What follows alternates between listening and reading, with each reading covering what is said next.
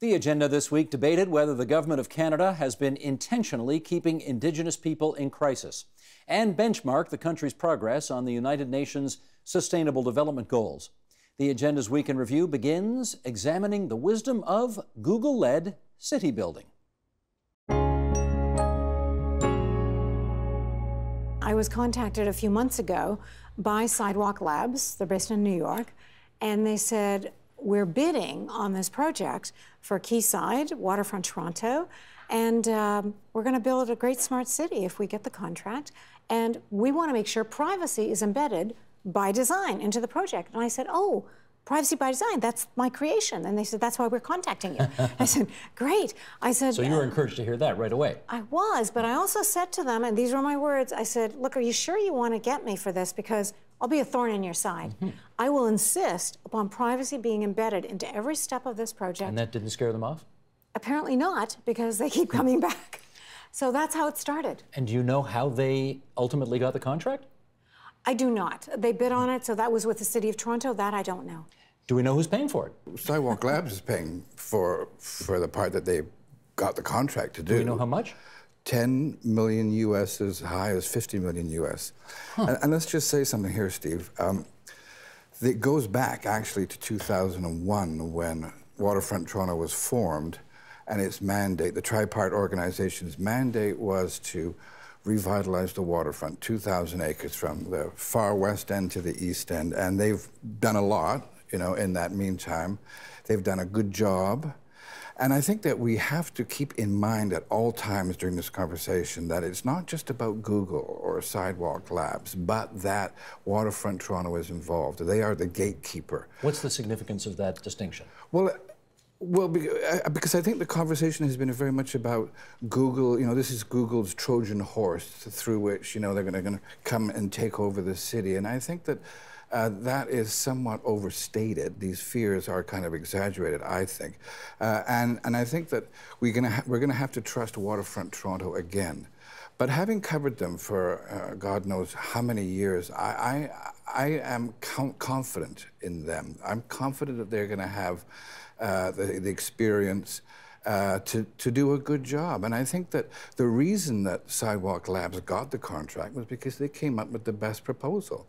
And even though there are going to be lots and lots of issues, and I'm sure we'll talk about them, I think that because Waterfront Toronto was part of it, because they are urbanists before they're technologists, this is something that we should be excited about. Are you as confident? No.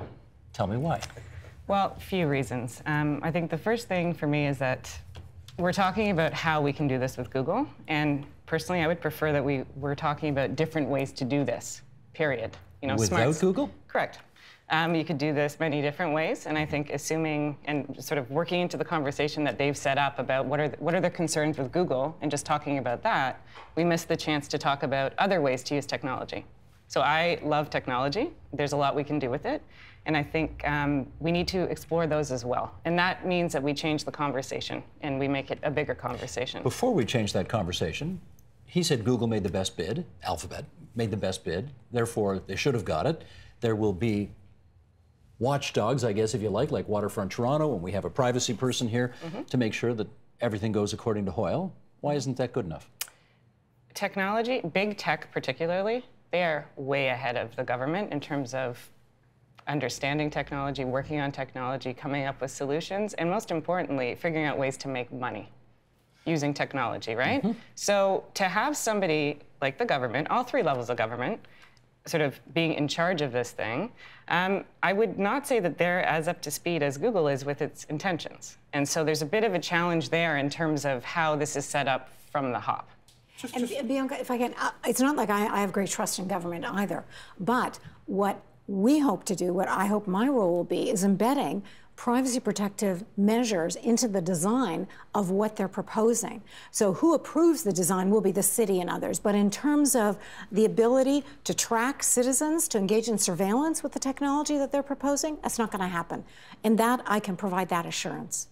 That's personal level privacy. And what I'm talking about is beyond the personal level privacy, like data related to a person, is aggregate data, because a lot of the stuff in their plan isn't about particulars of one person's data. It's how the city's working, where people are using things, what the transportation flow is like. Why is that of concern? Because if a company is taking that data and using it to build products and services to then sell back to us, why isn't that intellectual property and the value of that data ours as residents of this city? And why is the government not the one who can reap the benefits of having that and can build solutions out from there? And not just the government. I'm saying technology and firms in technology, yes, but working with a large company that works and deals in proprietary solutions is not the only way to work with the private sector. Let me just do a quick follow-up here. If they want to expend the energy and resources and whatever to find out how many people in this new neighborhood are going to cycle versus take a streetcar versus walk versus take a car.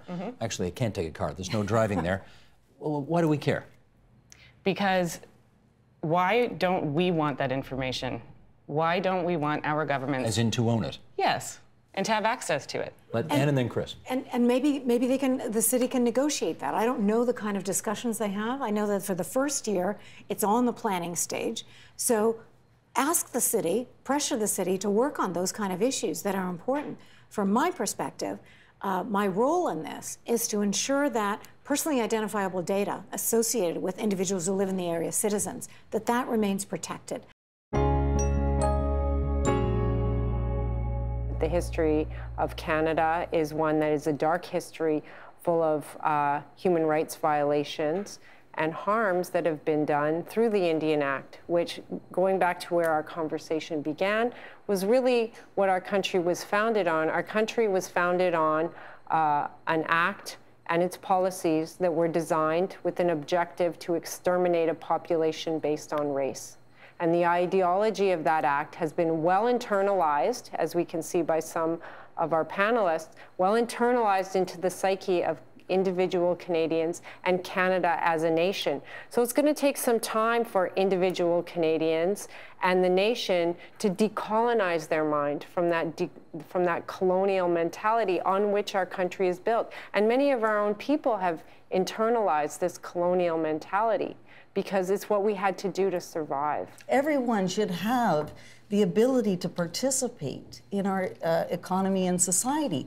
It's a capitalist economy. If we want to change that capitalist economy, we have to transform it. But what you're going to see in these communities is many children, maybe many young people with the serious suicide crisis, the fetal alcohol syndrome problems, do not have the ability to participate meaningfully in Canadian society. And many of these communities, these small isolated communities with no economic base, no hope for the future, there is no path forward in that situation. And they therefore have to do what? Well, we need to provide them with the high-quality services which you need as a human being living in the world today. And it's not just Canada, it's the globe. It's a worldwide system. We should be able to communicate with people from all over the world and work together to create a better future.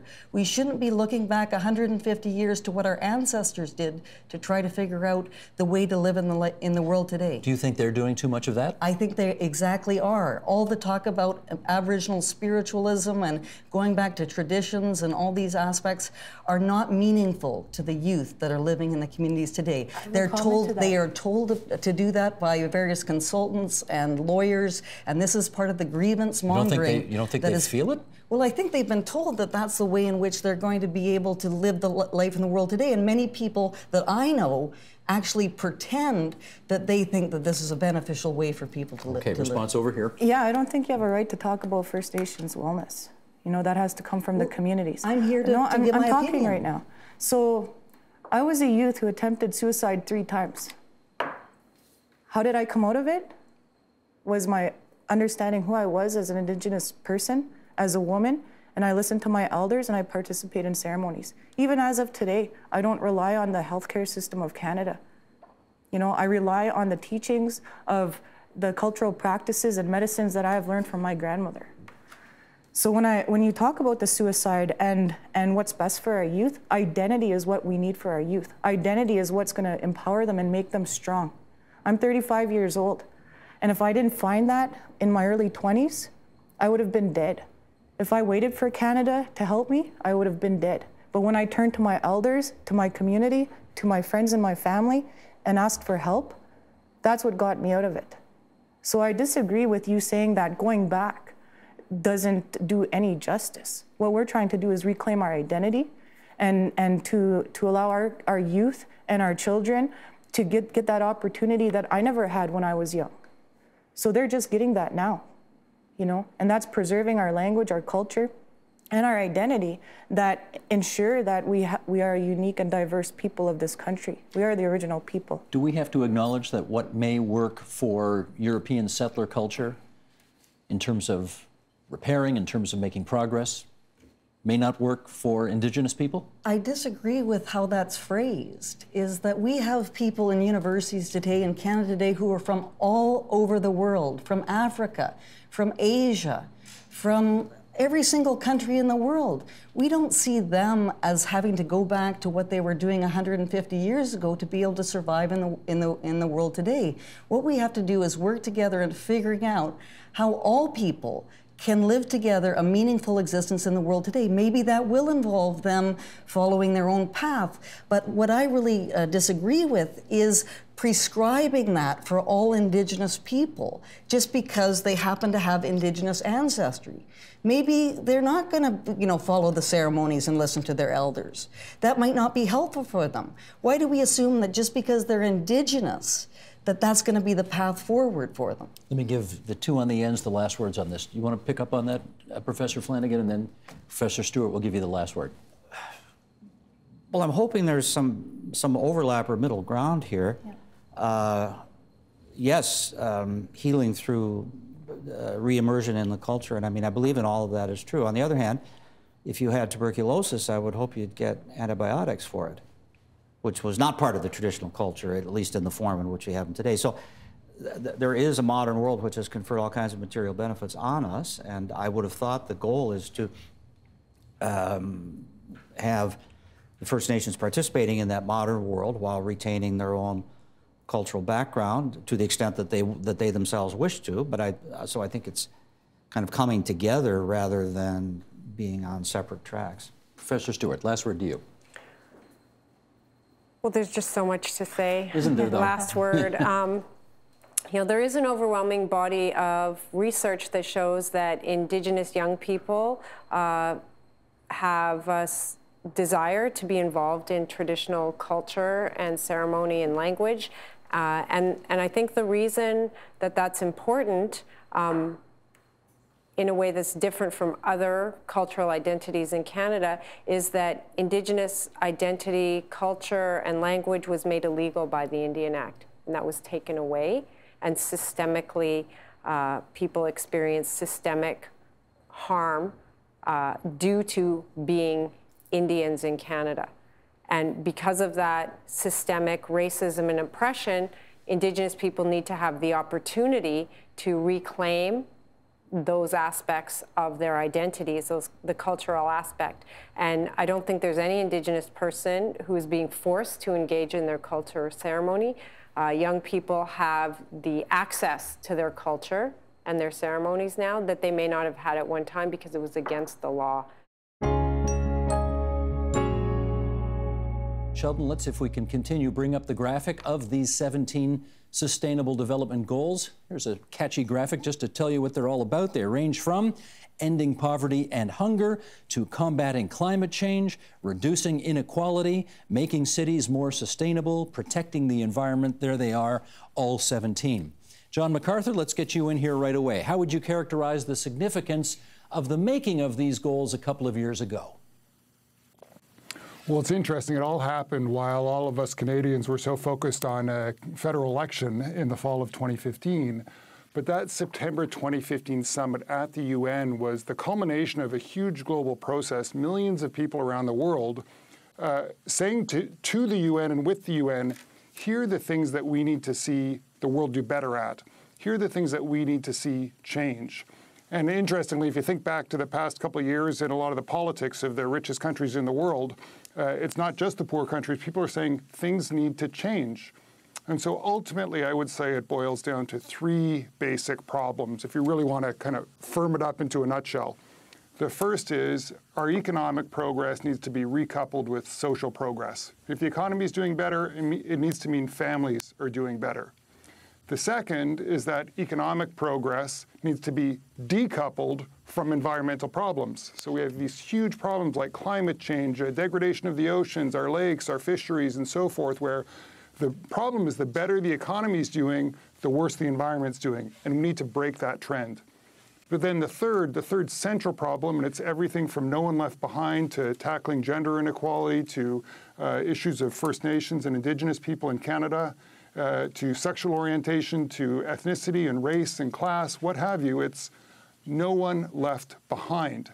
This is an agenda that the world has articulated for itself to say we need to make sure that by 2030 we're recoupling economic and social progress, we're decoupling economic progress from environmental pain, and we're making sure we all do it together with no one left behind. Okay, with all of that having been said, Amelia, let me go to you next. I mean, ending poverty and hunger, having affordable energy, having clean water, these are hardly controversial goals. Everybody can get around these. So what does this framework offer that didn't exist before? Sure. Two things in particular from my perspective. One, it gives us goals to aim for. So it aligns the various UN agencies, the government, different organizations to aim for these same ambitious goals, because under them are targets. And you can imagine things like the targets we're aiming for on climate change being part of this ambitious goals that we're aiming for. The other thing for me is it provides a definition of what is sustainable development. So as we're thinking about what our cities are doing with sustainable community planning, you can take these and scale them to the local level and think about, well, what does local sustainable development look like? And a lot of that's already happening in Canada, but when you look at the latest thinking of what's come out, you can say, oh, there's pieces we're missing. For gender is an obvious one. So when we look at local sustainable development goals, they don't include gender typically. But now, thinking to the global, scaling it to local, we can include those things. Do you think this is a better way to ensure the yardsticks get moved? No. You're not sold yet, eh? No, I'm not sold because, you know, the Indigenous community, we have our way, and we have been doing it for thousands of years. And, you know, I'm not trying to be flippant here, but it seems that it's just new verbiage in our opinion that's coming out. I think what we're just asking is that we be asked, be brought into the mix to make this thing happen and to address the issues that are facing our community in particular. Do you feel you haven't been brought into the mix? No. You have not been brought into the mix? I don't think so.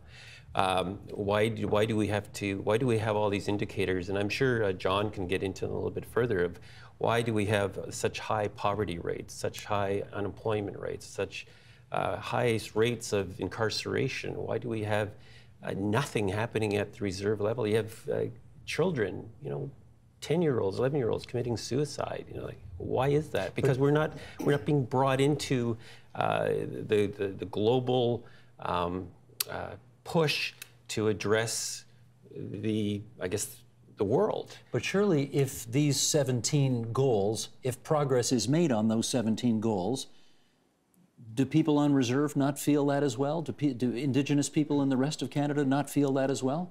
Well, I don't want to get too much into history of what's happened. You know, colonizers have come and gone, and we have always been left holding the bag and have to fend for ourselves. And this is being set up to having to fend for ourselves, because what will happen is they'll say, well, the majority wants to go this way, and the minorities have to pull in with us. And sometimes, you know, the Indigenous people are the minority saying, well, we don't agree with that. And that is the Agenda's Week in Review for this Friday, November 17th, 2017. You can see all of those conversations in their entirety at tvo.org or on our YouTube channel at youtube.com/theagenda.